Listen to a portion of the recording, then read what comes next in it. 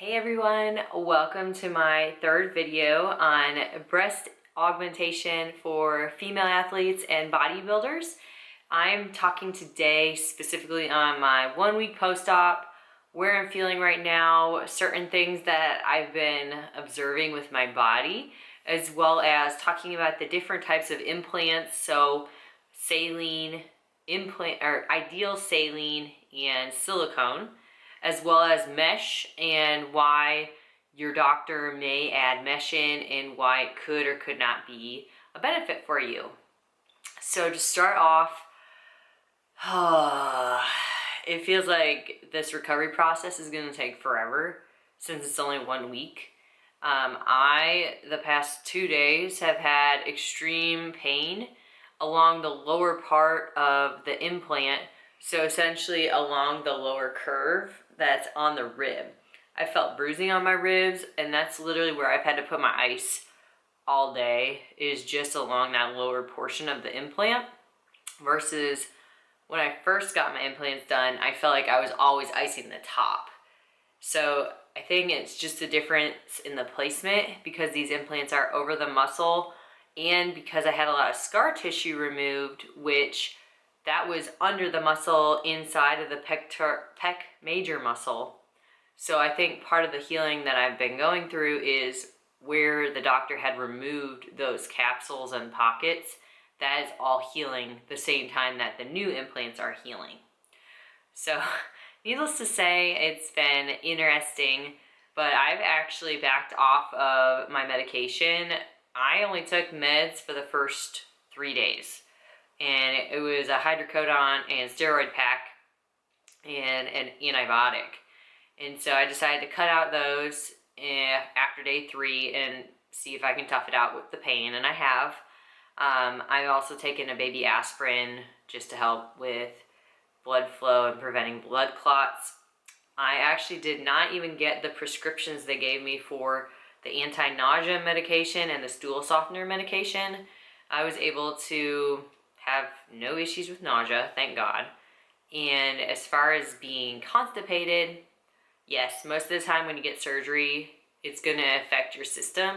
And I was constipated for 2 days, but then by day 3, I was able to pass my greens, and I also increased my magnesium and potassium and a lot of water.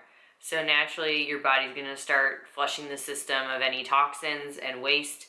And where does most of that go to? It's excreted through your urine and your fecal matter. So thankfully, I didn't have any issues with that. And now I'm just trying to eat food, and I actually feel like I'm enjoying food because I've only been eating maybe 4 meals a day, which for you guys who are in fitness or in more of a regimented health and wellness journey, I usually eat 6 meals a day when I'm regularly training and getting to the gym, doing cardio and working out. And since I'm not allowed to do any working out, sad, or cardio, it is just trying to eat protein. I am still doing carbs, and I've upped my fats more. So I'm trying to have more of the anti-inflammatory foods like my salmon, walnuts, olive oils, almond butter, you name it. A lot of these healthy fats, coconut oil, I've been adding those back in. My carb sources, I'm doing more complex carbs that aren't going to spike my insulin. So like quinoa, lentils, sweet potatoes. I've been killing sweet potato fries like thebomb.com. And that's mostly what I've been eating. I've been eating more fish. Not necessarily just salmon, but like flounder and shrimp. I'm enjoying it more because it's lighter on the digestive system versus a chicken or a turkey. And I'm obviously going to be doing as much organic produce that I can to prevent more risk exposure to pesticides and chemicals that can come from commercially produced produce versus the organic, that whatever is used on organics is usually more of an organic compound and doesn't have as potential of a risk health-wise to the body. And there's also usually more nutrients in something that's raised through an organic production method. So end of that, we'll show you guys. God, I finally can lift my arms, so that's great. Whew. Literally, this is like the highest I can raise my arms right now because it all pulls through here. So you can probably see, and if you guys saw on my Instagram, this is my lovely grandma bra. And you can actually tell this side is swollen up more than this side now. And I'm actually a little bit concerned that I don't think it's deflated, but I'm gonna have them check when I have my checkup here in 2 weeks or so about it, because I'm not sure if this is where it's gonna settle at, because it's actually smaller than what I anticipated it was going to look like. But like I said, the incisions are actually right here on the implants. They're maybe 1 inch to 2 inches in size, very tiny. I have seri strips on them. I change it every 3 days. And for pain, I just ice and elevate. So these are the Ideal Saline implants, and I originally had silicone implants with my first implants, and they were, oh my gosh, what brand was that? Mentor brand. There are a lot of brands out there, so it's whatever your doctor is going to recommend to you or that they use. But I went from that, which was more of like a gummy bear feel, to these, which I can feel some of the ripples. And it's kind of weird. It's just different. But it's not necessarily a pro or a con. It's just different.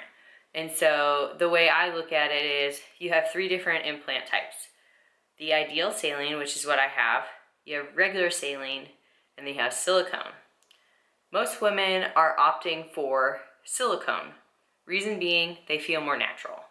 When you have them either over or under the muscle, the silicone is squishier. The fill of that implant is usually fuller than a saline implant.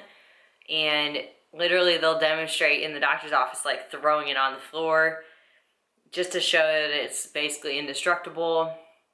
That's what I got the first time and loved them. They were great. But as I started doing more research about long-term health, I knew that whenever I got my implants redone, I would want saline because of a risk of a rupture. I don't want toxic chemicals from silicone going into my body. So I'd rather have a saline implant that if it ruptures, number 1, you know and you can see it. Number 2, if it does, it's literally just saline water and that'll be absorbed in the body. If a silicone implant ruptures, you aren't going to know. The only way you're going to know is when you get your MRIs done every 3 years, which is what you're supposed to do. Women, most of the time, don't. I had my implants for 3 years and didn't get one done. And I think that's something a lot of women need to take into account is if you're going to get implants, number 1, get insurance. Number 2, think about the long game and put MRIs in your health plan because MRIs aren't cheap. You're going to have to get those done and pay for it too. So that's one of the downfalls of the silicone implants. Regular saline is literally a silicone outer shell and then filled with saline fluid. The Ideal Saline implant is the silicone shell, but it's also 2 layers inside of it. So they're both filled with the saline, and that is what helps it feel more natural because it won't necessarily collapse or ripple as much. It's going to be filled fuller, and it has these different layers that give it that more natural feel when you touch it when it's inside of the body. So those are the biggest differences with the Ideal Saline versus the regular saline. It was $1,000 more to do the Ideal Saline, but for me and for David, we wanted it to feel more natural.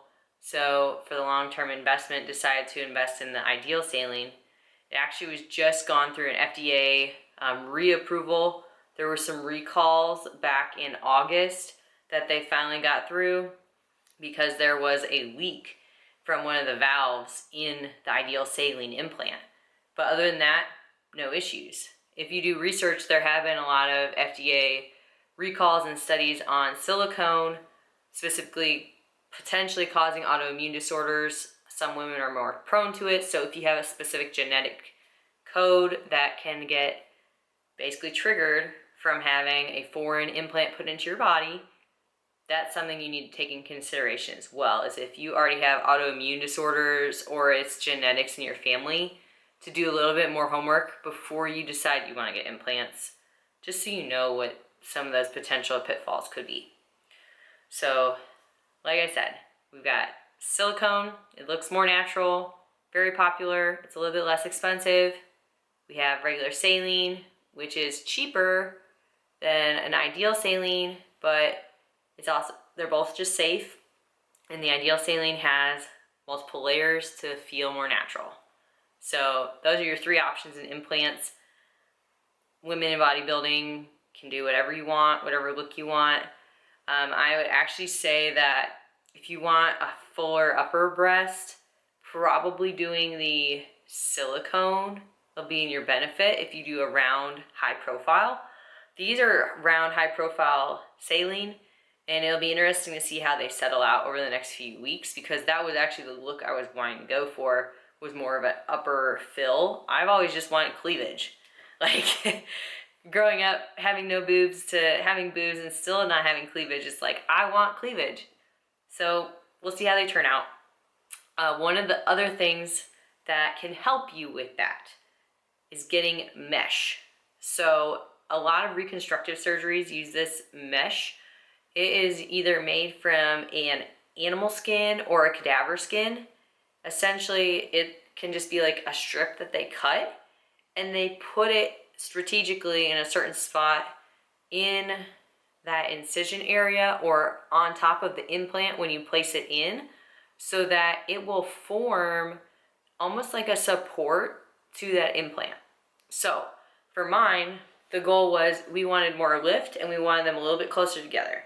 So what my doctor was going to do is take the implant and basically put mesh along the bottom, so that as the implants heal and down, the swelling comes down, the mesh actually regrows tissue. So I'm growing my own tissue while I'm healing right now. That way, in the long run, as these implants settle in, there's going to be additional tissue to support them, because I naturally don't have a lot of tissue in my upper breast area. So because I want them to look more natural, that's something that I'm taking into account as well. But the mesh, it was an additional $500. I thought it was worth it. My doctor was going to do it whether I did under the muscle or over the muscle, because of the way my frame and structure is. So that's something you can bring up too, is if you naturally don't have a lot of breast tissue up top, bringing that up to your doctor saying you want to consider having mesh put in as well. So that is all for today, and I'm going to give you guys an update here, when I have my next update from the doc, and we'll give you some more deets on pros and cons of implants and things to look out for.